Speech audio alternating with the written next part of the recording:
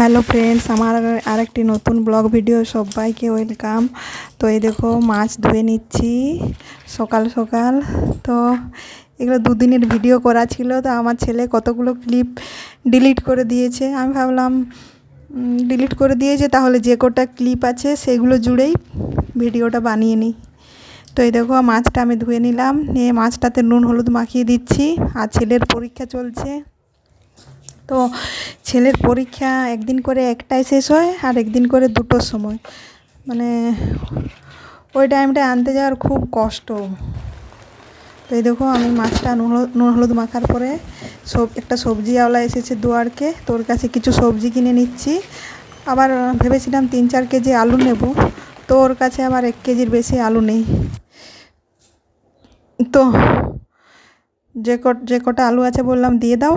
আর কিছু আলতি নিলাম, টমেটো নিলাম, কাঁচা লঙ্কা নিলাম। তো এই দেখো কী কী নিয়েছি।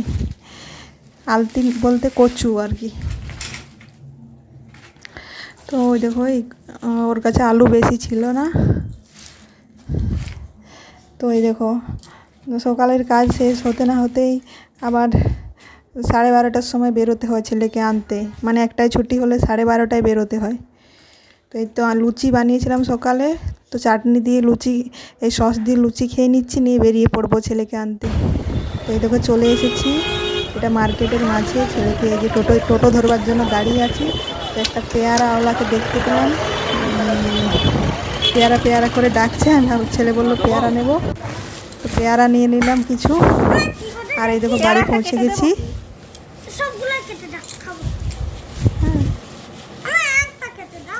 এটা কেটে দিচ্ছি, এটা কেটে দিচ্ছি।